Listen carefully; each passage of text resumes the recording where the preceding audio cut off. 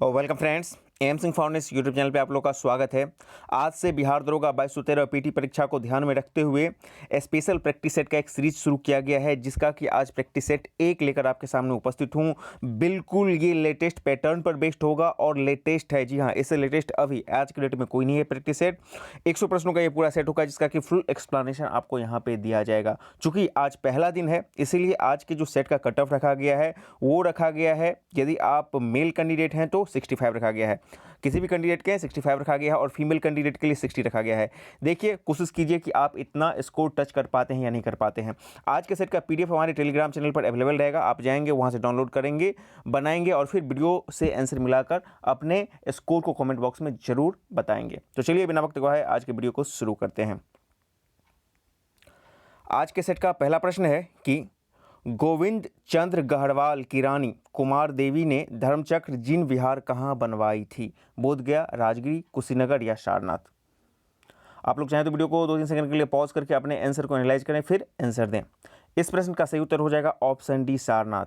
जो गोविंद चंद्र गढ़वाल की रानी कुमारी देवी थी ने धर्मचक्र जिन विहार मंदिर सारनाथ में बनाई थी। और धर्मचक्र जिन विहार जो है मंदिर कुमार देवी की निजी संपत्ति थी। ठीक है, तो ये एक महत्वपूर्ण चीज़ है। और आपको पता है कि धर्मचक्र जिन जो है थोड़ा सा आपको जो है बौद्ध विहार वगैरह से थोड़ा सा संबंध है इसका। ठीक है ना। प्रश्न संख्या 2, निम्नलिखित में से किस स्थान की यात्रा बुद्ध ने नहीं की थी? वैशाली, कपिलवस्तु, कौशाम्बी या उज्जैनी? इत्मीनान से आप लोग देख लीजिए। वैशाली का उन्होंने अंतिम बार दौरा किया था अपने मतलब महापरिनिर्वाण मतलब कि मृत्यु से पहले उन्होंने दौरा किया था इसका। कपिलवस्तु तो उनका जन्मस्थान था, कौशाम्बी भी किया था, लेकिन उज्जैन जो है ये इसका उत्तर हो जाएगा। उज्जैन इन्होंने इसका दौरा नहीं किया था। अगला प्रश्न संख्या 3, वैदिक नदी कुब्बा का स्थान निर्धारित होना चाहिए अफगानिस्तान में, चीनी तुर्किस्तान में, कश्मीर में या पंजाब में? आपको पता है कि बहुत सारी पुरानी नदियां हैं जिसका आधुनिक नाम बदल गया है। तो कुब्बा का आधुनिक नाम जो बदल कर हो गया है काबुल हो गया। तो ऑब्वियसली ये कहाँ पर होना चाहिए? अफगानिस्तान में होना चाहिए। ऑप्शन इसका सही हो जाएगा। अगला प्रश्न 4, किस शिलालेख अभिलेख में अशोक बौद्ध धम्म और संघ के प्रति विश्वास प्रकट करता है? रुम्मी देई स्तंभलेख, मास्की लघु शिलाभिलेख, सारनाथ स्तंभलेख या भाबरू लघु शिलालेख? इतना से आप लोग देख लीजिए। इस प्रश्न का सही उत्तर हो जाएगा ऑप्शन डी, भाबरू लघु शिलाभिलेख। ठीक है ना। इसमें इन्होंने अशोक ने बौद्ध धर्म और संघ के प्रति विश्वास प्रकट किया था। और भाबरू शिलालेख पाली भाषा में लिखी गई थी। जो भी आपको मतलब कि बौद्ध के जो भी ग्रंथ लिखे गए हैं वो पाली में, और जो जैन के लिखे गए हैं वो प्राकृत में लिखे गए हैं। ये तो एक बात हो गई। और जो भाबरू शिला अभिलेख है ये जो है आपको पाया गया था कहाँ पर? तो जो मतलब कि गुजरात है, विराटनगर, उस समय का जो विराटनगर जो जयपुर था उसके आसपास पाया गया था। और इसको कोलकाता संग्रहालय में रखा गया था। वर्तमान में इसका नाम जो है कलकत्ता बैराट लघु शिलालेख भी कहा जाता है, भाबरू शिलालेख को। और इसी में अशोक ने बौद्ध धर्म और संघ के प्रति अपनी विश्वास प्रकट की थी। प्रश्न संख्या 5 बोल रहा है कि वह शासक जिसके शासन में साहित्य कला के क्षेत्र में सर्वाधिक योगदान दिया? धर्मपाल, महिपाल, मिहिर भोज या परमार भोज? इसका सही उत्तर हो जाएगा ऑप्शन डी, परमार भोज। ये जो भोज जो राज्य था उनका ये एक शासक थे, और इन्होंने साहित्य और कला के क्षेत्र में सर्वाधिक योगदान दिया था। प्रश्न संख्या 6 बोल रहा है कि निम्नलिखित में से कौन चोलों के सिक्कों पर उत्कीर्ण नहीं है? कौन सा चिन्ह? मत्स्य का, धनुष का, चीता का या हाथी का? इसका सही उत्तर हो जाएगा ऑप्शन डी, हाथी का चिन्ह जो है ये चोलों के सिक्कों पर उत्कृष्ट नहीं है, बाकी मत्स्य, धनुष और चीता सबका उत्कृष्ट है। प्रश्न संख्या 7, सुप्रसिद्ध कृति तबकात ए अकबरी की रचना किसने की थी? ख्वाजा निज़ामुद्दीन अहमद, बदायूं, अबुल फजल या ख्वान मीर? इत्मीनान से आप लोग देख लीजिए। इस प्रश्न का सही उत्तर हो जाएगा ख्वाजा निज़ामुद्दीन अहमद। ठीक है ना। इन्होंने जो है मतलब कि तबकात ए अकबरी की रचना की थी। ठीक है, आते हैं अगला। और फारसी में इसकी रचना की थी। प्रश्न संख्या 8, दक्षिण में बहमनी राज्य का संस्थापक कौन था? मलिक अंबर, हसन गंगू, मोहम्मद दीवान या सिकंदर शाह? ऑब्वियसली हसन गंगू थे बहमनी राज्य के संस्थापक। 1347 ईस्वी में हसन गंगू ने इसकी स्थापना की थी। अगले प्रश्न की तरफ आते हैं। प्रश्न संख्या 9 बोल रहा है कि सिराजुद्दौला लॉर्ड क्लाइव से किस युद्ध में पराजित हुए थे? पलासी, बक्सर, मुंगेर या वांडीवास? आपको पता है कि प्लासी का जो युद्ध हुआ था 1757 में, उसमें सिराजुद्दौला रॉबर्ट क्लाइव से पराजित हो गए थे। ऑप्शन नहीं हो जाएगा। वहीं जैसे ही हेक्टर मुनरो होता तो उसका संबंध बक्सर के युद्ध से हो जाता। तो आप लोग थोड़ा सा अपना कॉमन सेंस का भी प्रयोग कीजिएगा। ठीक है। अब प्रश्न संख्या 10 बोलते हैं। देखिए, आईसीसी T20 क्रिकेट विश्व कप 2021 खिताब किस देश ने जीता है? न्यूजीलैंड, पाकिस्तान, इंग्लैंड या ऑस्ट्रेलिया? भी हाल ही में 4 दिन पहले जो खत्म हुआ है, आपको पता है? इसका सही उत्तर हो जाएगा ऑप्शन डी, ऑस्ट्रेलिया। तो बिल्कुल मैंने कहा ये बिल्कुल लेटेस्ट आपका सेट चल रहा है, और इस सेट को आप जरूर कवर कीजिएगा पूरा। प्रश्न संख्या 11, करंट का क्वेश्चन है, समलैंगिक विवाह को मान्यता देने वाला अंतिम पश्चिमी यूरोपीय देश कौन बना है? स्पेन, पुर्तगाल, स्विट्जरलैंड या जर्मनी? ये भी करंट का क्वेश्चन है, बहुत फेमस है, स्विट्जरलैंड। प्रश्न संख्या 12, भारत के किस किसान ने सदाबहार नामक आम की नई किस्म को विकसित किया है? रेणुका मेहता, उमेश शाही, विनीता कुलकर्णी या श्री किशन सुमन? इस प्रश्न का सही उत्तर हो जाएगा ऑप्शन डी, श्री किशन सुमन। प्रश्न संख्या 13, किस राज्य की जुड़ीमा राइस वाइन को जीआई टैग प्रदान किया गया है? ओडिशा, पंजाब, असम या फिर बिहार? इस प्रश्न का सही उत्तर हो जाएगा आपका असम, असम ऑप्शन सी, ठीक है ना। राइस वाइन, इसको आपको जीआई टैग प्रदान किया गया। जुड़ीमा, जुड़ीमा इसको पढ़िए या जुड़ीमा पढ़िए। प्रश्न संख्या 14, टी20 क्रिकेट विश्व कप में 10,000 रन बनाने वाले पहले भारतीय खिलाड़ी कौन बने? सुरेश रैना, रोहित शर्मा, महेंद्र सिंह धोनी या विराट कोहली? ये भी बहुत ही हाल ही का करंट क्वेश्चन है, तो इसका सही उत्तर हो जाएगा ऑप्शन डी, विराट कोहली। अगला प्रश्न, प्रश्न संख्या 15, निम्नलिखित में से किस तिथि को मुस्लिम लीग ने सीधी कार्यवाही दिवस हेतु निश्चित किया था? 14 अगस्त 1946, 12 अगस्त 1945, 14 अगस्त 1944 या 16 अगस्त 1946? इस प्रश्न का सही उत्तर हो जाएगा ऑप्शन डी, 16 अगस्त 1946 को प्रत्यक्ष कार्यवाही दिवस के रूप में मुस्लिम लीग ने मनाने की घोषणा की थी। अगला प्रश्न आइए, प्रश्न संख्या 16, निम्नलिखित घटनाओं का सही काल क्रम क्या होगा? और इस तरह के प्रश्न काफ़ी ही इंपॉर्टेंट होते हैं बीपीएससी के लिए या फिर आपको बिहार से, दोनों के लिए, ठीक है ना। क्रिप्स मिशन, गांधी इरविन समझौता, साइमन कमीशन या देश का विभाजन? सबसे पहले लोग देखिए क्रिप्स मिशन कब आया था। सबसे पहले देखिए साइमन मिशन आपको 1927-28 के बीच में आया था, ठीक है ना। क्रिप्स मिशन 1942 में आया था। गांधी इरविन समझौता 1930-31 के आसपास हुआ था और देश का विभाजन 1947 में हुआ था। इस आधार पर आप देख लीजिए, साइमन कमीशन पहले शुरू होगा 3, उसके बाद आपका 2, ठीक है, 3, 2, 1, 4, ये आपका डी बनता है।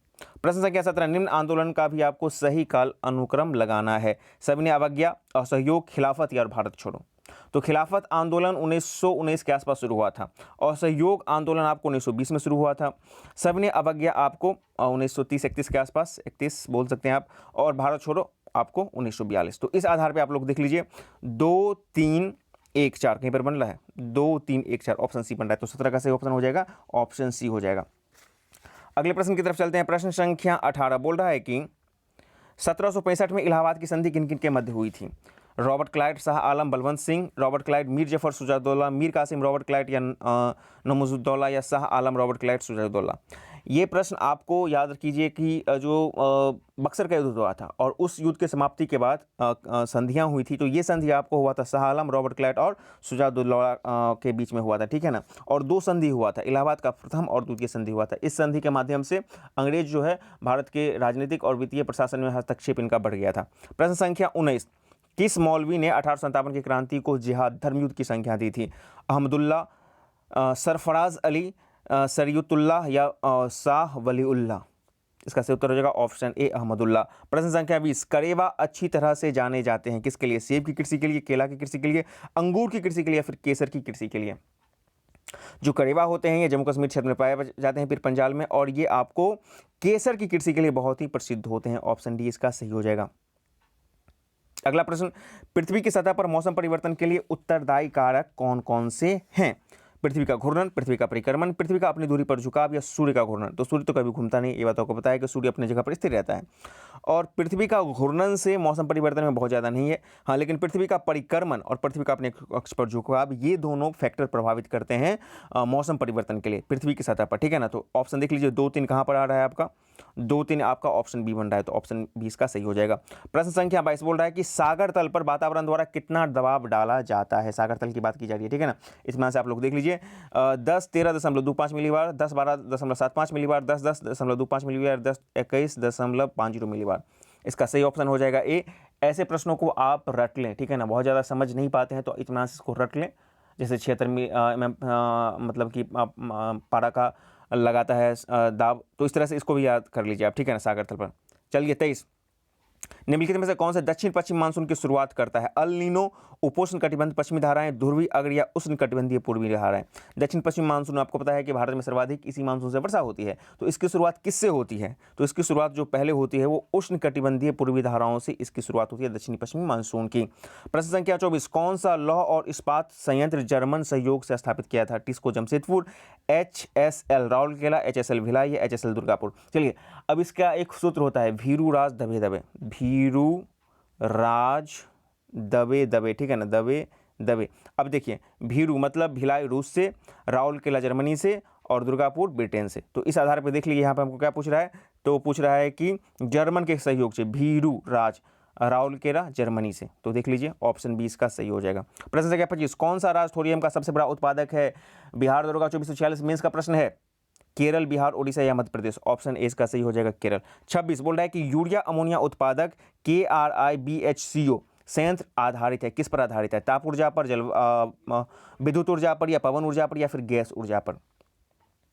आपको बताया कि भारत की अधिकांश जो ऊर्जा संयंत्र हैं, कोयला संयंत्र हैं, वो ताप विद्युत पर आधारित है, लेकिन ये वाला जो है इसका जो है नोएडा में इसका मुख्यालय है, ठीक है ना, ये गैस ऊर्जा पर आधारित है, यूरिया अमोनिया उत्पादक, ठीक है।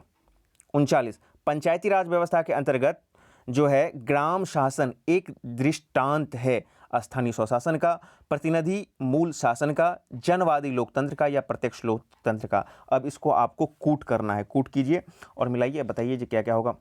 तो आपको पता है कि सबसे पहला तो पंचायती राज का जो अवधारणा है उसका है कि आपका शासन का विकेंद्रीकरण करना है, ठीक है ना, और ये स्थानीय स्वशासन का है। और दूसरा बात आपको प्रत्यक्ष लोकतंत्र का है, यहाँ पे जनता डायरेक्ट अपने प्रतिनिधि को चुनती है और अपने शासन प्रशासन निर्माण में अपना भाग देती है। तो इस आधार पर इसका सही उत्तर बन जाएगा 1 और 4 का बन रहा है, डी बन रहा है। चलते हैं अगले प्रश्न की तरफ। 40 बोल रहा है कि भारत का नियंत्रण और महालेखागार परीक्षक एक मित्र दार्शनिक और पथ प्रदर्शक के रूप में काम करता है, किसका? सार्वजनिक लोक लेखा समिति के लिए, प्रकलन समिति के लिए, सार्वजनिक उद्यमों के लिए, ऊपर लिखी किसी समिति के लिए नहीं। इस प्रश्न का सही उत्तर हो जाएगा सार्वजनिक लोक लेखा समिति के लिए काम करता है एक मित्र और पथ प्रदर्शक के रूप में, नियंत्रक और महालेखागार। अगला प्रश्न, निम्नलिखित में से कौन सा कथन बजट का सही अर्थ प्रकट करता है? यह एक धन विधेयक है, यह सरकार के वार्षिक अनुमानित व्यय का ब्यौरा है, यह अनुमानित व्यय और राजस्व प्राप्तियों के उपाय एवं साधनों का ब्यौरा है, यह साधन का आधारभूत आर्थिक नीतियों का ब्यौरा है। इस प्रश्न का सही उत्तर हो जाएगा ऑप्शन सी, यह अनुमानित व्यय और राजस्व प्राप्ति के उपाय एवं साधनों का ब्यौरा है, ठीक है।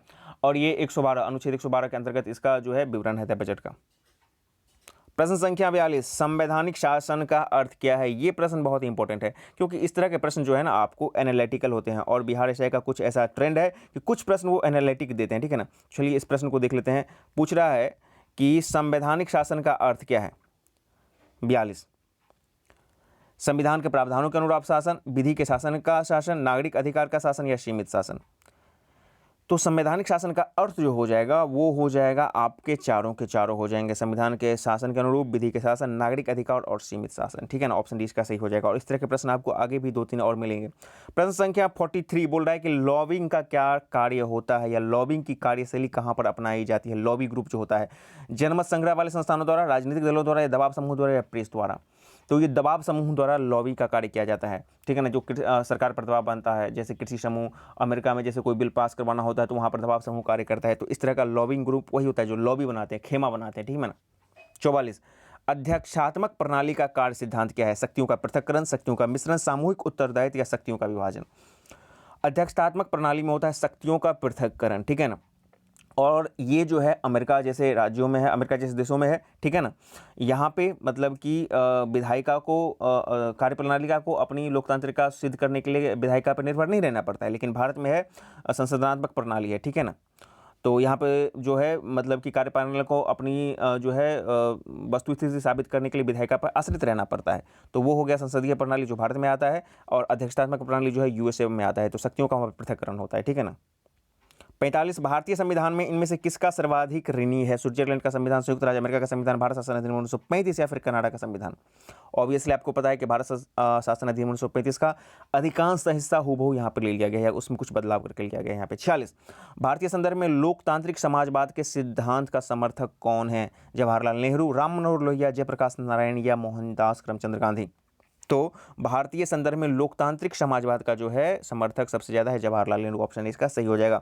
आप लोग वीडियो को जरूर पॉज कर लीजिएगा ताकि अपने ऑप्शंस को एनालाइज कर सकें और फिर उसका आंसर आप मारें। 47, केपलर का द्वितीय नियम क्षेत्रीय वेग अचर रहता है, निम्न में से किस संरक्षण के नियम के तुल्य है? ऊर्जा, रेखीय संवेग, कोणीय संवेग, या उपरोक्त में से कोई नहीं? इत्मीनान से आप लोग इसको एनालाइज पहले कीजिए।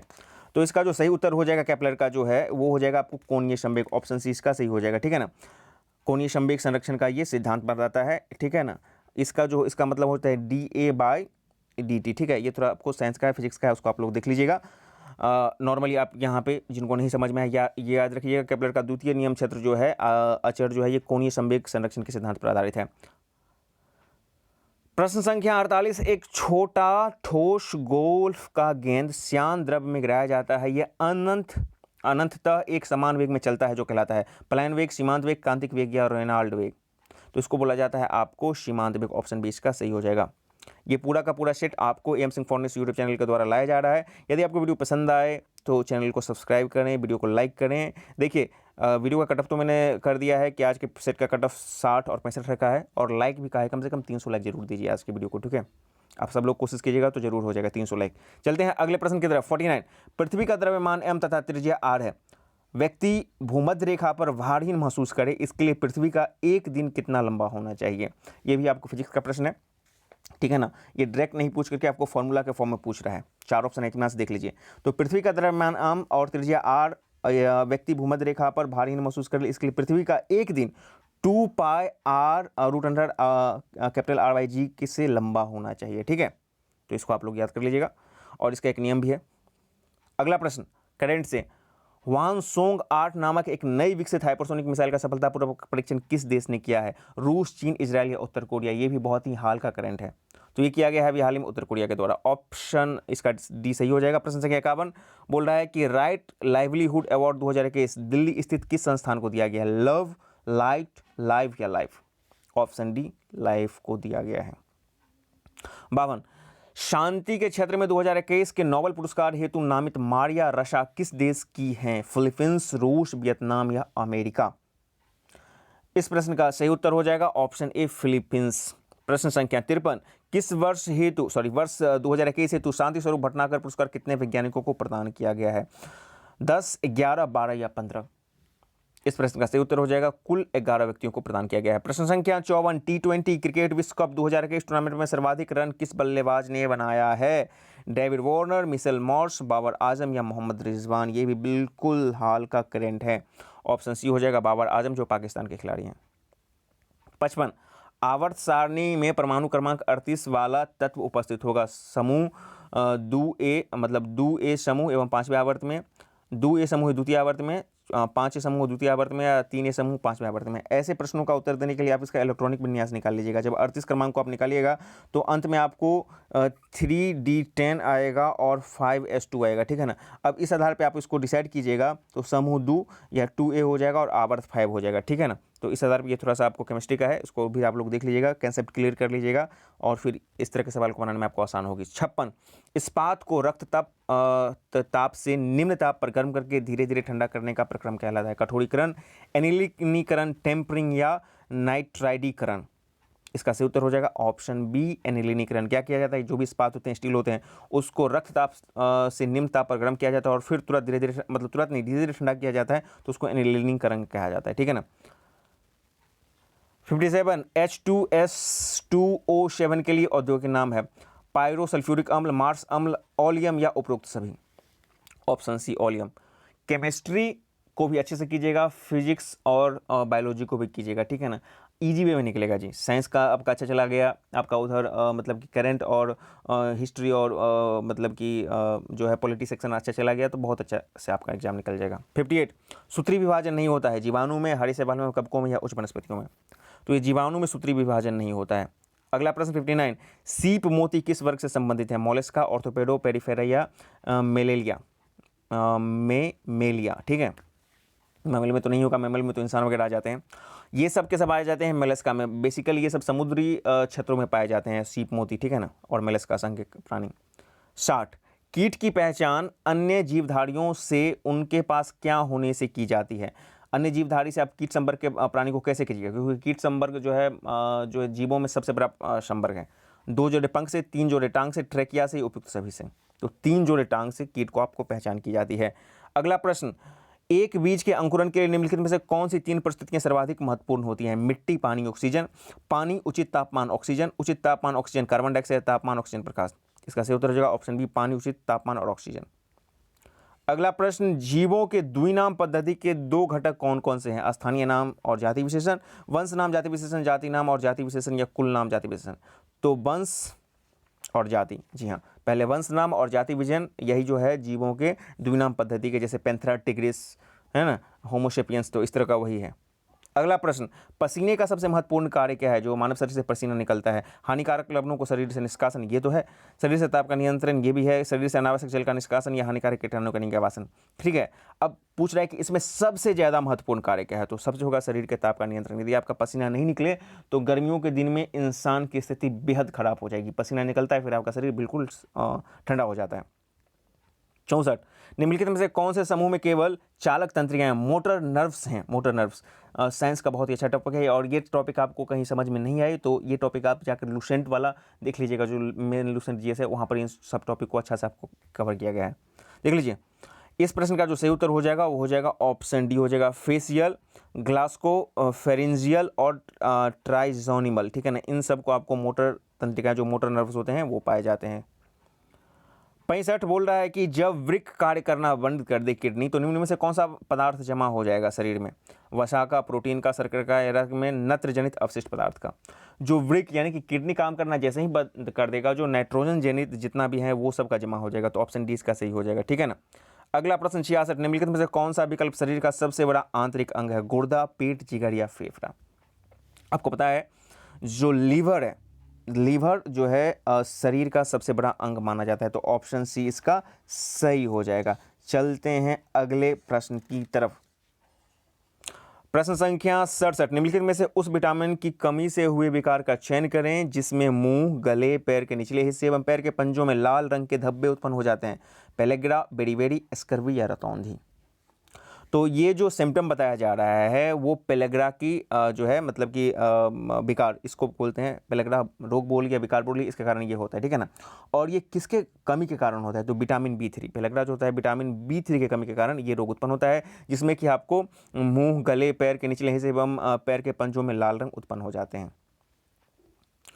68, माल्थस सिद्धांत के मामले में यदि मजदूरी बढ़ती है तब इसका परिणाम होता है जनसंख्या में वृद्धि, उत्पादन में वृद्धि, जनसंख्या में कमी या पूंजी केंद्रण में वृद्धि। माल्थस बहुत ही फेमस अर्थशास्त्र हैं और शास्त्रज्ञ हैं, और इन्होंने अपना नियम दिया था। उन्होंने कहा था जैसे आपको मजदूरी बढ़ाते हैं, मजदूरी बढ़ने से लोगों की जो है स्थिति, वित्तीय स्थिति, संपन्नता आएगी और उसका सीधा असर जनसंख्या वृद्धि में होगा। इन्होंने ही नियम दिया था कि जो आपका जो जनसंख्या है वो बढ़ता है 1, 2, 4, 8 इस तरह से बढ़ता है। ठीक है ना, 16, 32 गुणोत्तर श्रेणी में बढ़ता है, जबकि जो संसाधने हैं, जो आपका कृषि है, ये सब 1, 2, 3, 4 ऐसे में बढ़ता है। और इन्हीं का नियम है कि हर 25 साल में जो है जनसंख्या अपने आप को दुगुनी कर लेती है। माल्थस बहुत ही फेमस है इनका।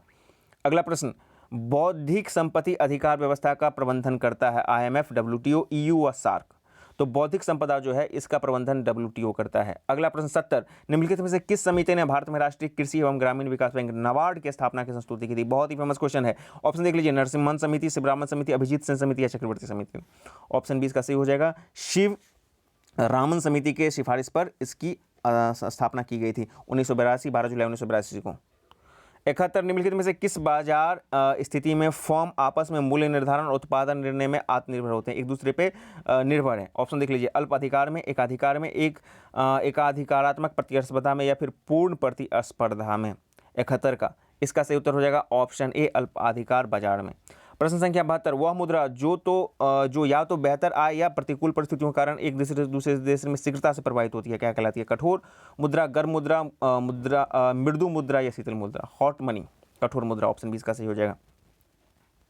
अगला प्रश्न, पागमार्ग तकनीक का प्रयोग किया जाता है वनों में पक्षी का अवलोकन करने में, दुर्लभ वन जंतु के वृहद स्थल में प्रजनन के लिए, विभिन्न वन जंतुओं की जनसंख्या के आकलन के लिए, वन जंतुओं के गोदने के लिए, ताकि एक स्पीसीज का दूसरे पर भेद किया जा सके। देखिए, थोड़ा सा भी आपको पर्यावरण का ज्ञान होगा या इसके संबंध में आपने पढ़ाई किया होगा पेपर वगैरह को, तो इसको पता होगा कि इसका ऑप्शन सी हो जाएगा, विभिन्न वन जंतुओं की जनसंख्या के आकलन के लिए।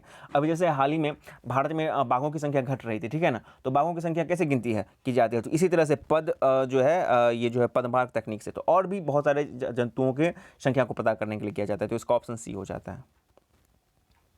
चलिए, हमारे चैनल को लाइक, शेयर, सब्सक्राइब ना करना भूलें, ताकि हम कोशिश करें कि इस तरह के कई सेट्स आपको लाएं और आपका जो मतलब की है तैयारी उसको और इन्हेंस कर दें। अगला प्रश्न, निम्नलिखित कथनों पर विचार कीजिए। क्योटो उपसंधि वर्ष 2005 में लागू हुई थी। क्योटो उपसंधि मुख्यतः ओजोन परत की क्षीणता से संबंध में है। मीथेन कार्बन डाइऑक्साइड की तुलना में ग्रीन हाउस गैस के रूप में अधिक हानिकारक है। अब चूंकि हमको क्योटो से बात करना है तो देखिए क्योटो उपसंधि क्या है, ये जो है वर्ष 2005 में लाई थी, बिल्कुल इसका ऑप्शन ये सही है, ठीक है ना। एक मिनट, 74 हम लोग बात कर रहे हैं। क्योटो जो है, देखिए क्योटो जो है, क्योटो प्रोटोकॉल जो है ये था आपको ग्लोबल वार्मिंग से संबंध में था, ठीक है ना। और ये जापान के क्योटो शहर में इसकी हुई थी, 2005 से लागू हुई थी। अब हमको कूट चूज करना है कि इसमें से कौन से कथन सही हैं।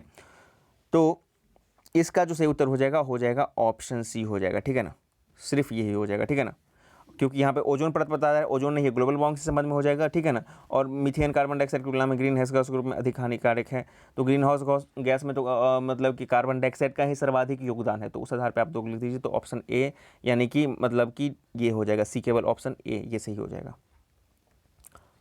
अगला प्रश्न, भारत में यूरो मापदंड किस वर्ष से लागू हुआ था? यूरो मापदंड आपको पता है कि प्रदूषण का मापक्रम है, जैसे कि आपको यूरो 6, यूरो 5, भारत स्टेज 4, उस पर भी क्वेश्चन अगला है। तो यूरो मानदंड जो लागू हुआ था भारत में कब लागू हुआ था? 1 जून 1999 से, 1 अप्रैल 2000 से, 1 अप्रैल 2021 से, या 1 जून 2002 से? ऑप्शन इसका सही हो जाएगा 1 जून 1999 से। अब अगला प्रश्न आते हैं, पृथ्वी आयोग द अर्थ कमीशन में पृथ्वी विज्ञान मंत्रालय the ministry of earth sciences MESCS को बनाने की मंजूरी भारत सरकार ने कब दी थी? 9 मई 2006 को, 9 मई 2005 को, 9 मई 2004 या 9 मई 2000 को? तो ये 9 मई 2006 को पृथ्वी मंत्रालय भारत में बना था। अगला प्रश्न देखिए, IMD Indian meteorological department government of India की स्थापना किस वर्ष हुई थी? 1875 में, 1900 में, 1950 में या 2005 में? ऑप्शन ए 1875 में हुई थी। 78, यदि एक संख्या और उसकी संख्या का 50%, उसकी 25% का औसत 210 है। अब देखिए एक संख्या लीजिए, उसका 50% 1/2 हो जाएगा, उसका 25% 1/4 हो जाएगा। अब इसको आप भाग दे दीजिए, 3 से, 3 संख्या हो गया, 210 हो गया। अब इसको सॉल्व कीजिए और निकालिए कि आपका ये संख्या कितना होगा, तो ये 360 हो जाएगा। 5 प्रश्न जो मैथ के होते हैं वो आपके गलत नहीं होने चाहिए, किसी भी सूरत में गलत नहीं होनी चाहिए, ठीक है ना। अगला प्रश्न 79 की एक गोलाकार मार्ग के चारों ओर बना, ये गोलाकार मार्ग है, एक गोलाकार बाग हो गया और गोलाकार मार्ग हो गया, ठीक है ना। अब बता रहा है कि यदि आंतरिक के बाहरी वृत्त की परिधियों में 44 मीटर का अंतर रहेगा, यानी कि 2πr स्मॉल r, इस तरह का देखिए इसका फॉर्मूला बनेगा 2π, अब capital R minus small r बराबर आपका 44 बताया गया है, ठीक है ना। अब ये इसका जो अंतर हो जाएगा वो कितना, 44 मीटर दिया गया है। अब इसको आप सॉल्व कीजिए तो बताना है कि हमको कितना आएगा, तो इसको पूरा सॉल्व आप जब कीजिएगा तो इसका आंसर आपको D 7 मीटर आ जाएगा। अगला प्रश्न 80, यदि एक राशि 2 वर्ष में 12.5% प्रति वर्ष की दर से चक्रवृद्धि ब्याज 340 रुपया हो, तो उसी दर से समान राशि का उसी अवधि के लिए साधारण ब्याज क्या होगा? जो आपका कंपाउंड इंटरेस्ट का फॉर्मूला है उसको आप अप्लाई कीजिएगा, P 1+R/100 ऑल ओवर 2, ये से जो आपका चक्रवृद्धि ब्याज का जो फॉर्मूला है, चक्रवृद्धि ब्याज इंटरेस्ट चक्रवृद्धि ब्याज CI का जो फॉर्मूला होता है उसको आप अप्लाई कीजिएगा, P × 1+R/100 और यहाँ पे आपको फिर -1 हो जाएगा। इस पूरे को आपको सॉल्व कीजिएगा, फिर आपका जा करके जो इसका जो सही उत्तर आ जाएगा 80 का, वो आ जाएगा आपको मतलब कि मेन आपका अमाउंट पता चल जाएगा, ठीक है ना, मतलब कि प्रिंसिपल अमाउंट पता चलेगा, उस आधार पर इसको निकालेगा तो इसका जो सही उत्तर हो जाएगा वो 320 आ जाएगा, ऑप्शन बी। 81, 5 व्यक्तियों के एक परिवार में प्रति व्यक्ति औसत आय 1000 रुपया प्रति माह है। इसी परिवार में एक व्यक्ति की वार्षिक आय 12,000 रुपया बढ़ जाती है, तो इस परिवार में प्रति व्यक्ति मासिक आय कितनी होगी? अब देखिए 5 व्यक्ति है तो 1000 हमको पता है प्रति व्यक्ति का मासिक है। अब एक आदमी का एक साल में 12,000 रुपया बढ़ जाता है, यानी कि एक महीना में 1000 रुपया बढ़ गया, ठीक है ना, 1000 रुपया बढ़ गया। अब 1000 रुपया बढ़ गया, फिर उसको 5 आदमी में डिवाइड कर दीजिए, 200 बढ़ गया सर पर, तो पहले 1000 था, अब 200 बढ़ गया तो कितना हो जाएगा? 1200 हो जाएगा, इसको बना लीजिएगा। 82, चक्रवृद्धि ब्याज पर यदि 5000 रुपया 4 वर्ष में 20,000 रुपया हो जाता है, तो वार्षिक चक्रवृद्धि ब्याज की दर के प्रतिशत की आपको गणना करना है। तो यहाँ पर भी आपको जो मूलधन है कंपाउंड इंटरेस्ट का उसके फॉर्मूला पर जाना है, पूरे प्रोसेस को आप कीजिएगा तो इसका जो रेट निकलेगा वो निकल जाएगा आपका 41.4%। मैथ प्रश्न जो है इसी तरह के होते हैं, कंपाउंड इंटरेस्ट से होते हैं, सिंपल आपको जो होते हैं क्रैमूल विक्रैमूल इन से होते हैं, तो ये नहीं गलती होना चाहिए। अगला प्रश्न, सुधा कोऑपरेटिव की स्थापना किस IAS अधिकारी ने की है? बिहार बेस्ड क्वेश्चन है। बिहार में आपको पता है कि सुधा जो डेयरी है उसका काफ़ी प्रचलन है। रामचंद्र दास, रामचंद्र सिन्हा, रामचंद्र सिंह या रामचंद्र मिश्रा? Option B Ramchandra Sinha. और सुधा की जो स्थापना हुई थी वो 1983 में हुई थी। अभी बिहार की सबसे लीडिंग कोऑपरेटिव संस्था है ये। अगला प्रश्न 84, मैं जहाँ भी हूँ जगदीशपुर वहीं है, यह किसने कहा था? अमर सिंह, झांसी की रानी, कुंवर सिंह या जनरल लॉयड? आपको पता है कि जगदीशपुर आड़ा कुंवर सिंह, तो कुंवर सिंह ने ये कहा था, ठीक है ना, ऑप्शन सी इसका सही हो जाएगा। अगला प्रश्न करंट का क्वेश्चन है, वाईफाई सुविधा प्राप्त करने वाला 6000वां रेलवे स्टेशन कौन सा है? हजारीबाग, हावेरी, दार्जिलिंग, हिमालय, अलाजुमा? Option A Hazaribagh. Z pad, ठीक है ना। अभ्यास 2021 में किन देशों ने भाग लिया? चीन, मंगोलिया, बेलारूस या बी एवं सी दोनों। इसका सही उत्तर हो जाएगा ऑप्शन डी, बी एवं सी, ठीक है ना। ये इसमें मंगोलिया एवं बेलारूस ने भाग लिया था। 87, निम्न में से कौन सा रेल लिंक भारत बांग्लादेश के बीच नहीं है? राधिकापुर बिरौल, हल्दीघाटी, पेट्रोपोल बेनोपोल या डी इनमें से कोई नहीं। इसका सही उत्तर हो जाएगा ऑप्शन डी हो जाएगा, उपरोक्त में से कोई नहीं। अगला प्रश्न, चरण तृतीय सुन्नी बांध जल विद्युत परियोजना की क्षमता क्या होगी? 172 मेगावाट, 210 मेगावाट, 382 मेगावाट या 400 मेगावाट? ये भी आपको करंट का क्वेश्चन है। इस प्रश्न का सही उत्तर हो जाएगा ऑप्शन सी, 382 मेगावाट। 89, मेटावर्स क्या है? सबसे बड़ा सोशल मीडिया, वर्चुअल स्पेस का एक सेट, कृत्रिम तारों का समूह, नासा और स्पेस एक्स का संयुक्त मिशन। यह है वर्चुअल स्पेस का एक सेट है। 40, चचनामा किस प्रदेश के इतिहास का वर्णन करने वाला ग्रंथ है? कश्मीर, सिंध, पंजाब या गुजरात? आपको पता है कि चचनामा जो है अरबों के सिंध विजय पर लिखा गया था, ठीक है ना। और ये जो लिखा गया था, तो इसका सही ऑप्शन बी हो जाएगा, अरबों के सिंध विजय पर अली अहमद ने लिखा था, ठीक है ना। अरबों के सिंध विजय पर चचनामा को लिखा था। प्रश्न संख्या 91, उत्खनित प्रमाणों के अनुसार पशुपालन का प्रारंभ हुआ था? निम्न पूर्व पाषाण काल में, मध्य पूर्व पाषाण काल में, उत्तरी पूर्व पाषाण काल में या मध्य पाषाण एवं नव पाषाण काल में? ऑप्शन डी हो जाएगा मध्य पाषाण एवं नव पाषाण काल में, ठीक है ना। और जो है मतलब कि यहीं से आपको कृषि के साक्ष्य मिलता है, ठीक है ना। उत्खनित प्रमाणों से पशुपालन और कृषि का साक्ष्य इधर से ही मिलता है, ठीक है। प्रश्न संख्या 92, हिंदुस्तान सोशलिस्ट रिपब्लिक एसोसिएशन की स्थापना किसने की थी? सुभाष चंद्र बोस, रास बिहारी बोस, चंद्रशेखर आजाद या सरदार भगत सिंह? ऑप्शन डी सरदार भगत सिंह, 1928। मेवाड़ के किस राजा को 1527 में खानवा के युद्ध में बाबर ने हराया था? राणा सांगा, उदय सिंह, मान सिंह या राणा प्रताप? राणा सांगा को हराया था और संभवतः इनकी जहर देने से इनकी मृत्यु हो गई थी। 94, बंगाल तथा बिहार में अस्थायी बंदोबस्त लागू करने का श्रेय किसे जाता है? Lord Curzon, Lord Cornwallis, Lord Ripon या लॉर्ड वेलेस्ली? ऑप्शन 20 का सही हो जाएगा लॉर्ड कॉर्नवालिस, अस्थायी बंदोबस्ती का जनक, ठीक है ना।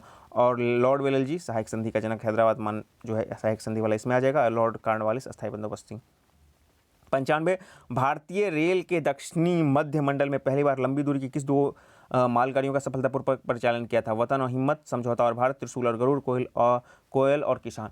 मतलब 2-3 गाड़ियों को जोड़ करके बहुत लंबा बनाया गया था, ठीक है ना। तो ये था आपको त्रिशूल और गरुड़। 95 का सही उत्तर हो जाएगा ऑप्शन सी हो जाएगा। चलते हैं अगले प्रश्न की तरफ। 96, सौर ऊर्जा का स्रोत क्या है?